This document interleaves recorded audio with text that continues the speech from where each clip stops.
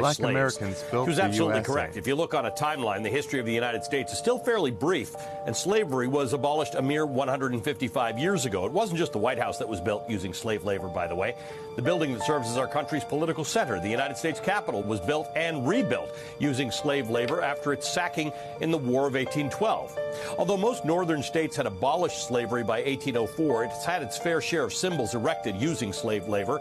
If you're familiar with the Trinity Church in New York's financial district, you may not know that the clergy rented enslaved people to build its iconic spires, as well as the wall that used to snake down what we now know as Wall Street.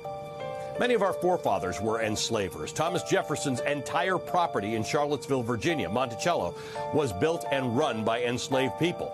Enslaved people also helped build our intellectual centers. Georgetown University, one of the country's oldest colleges, built most of its campuses after the sale of 272 enslaved people in the 1830s. Many schools with storied histories were built in part by enslaved people, including Harvard University's Law School and the University of North Carolina, Chapel Hill. That school's campus was maintained by slave labor until its abolishment in 1865.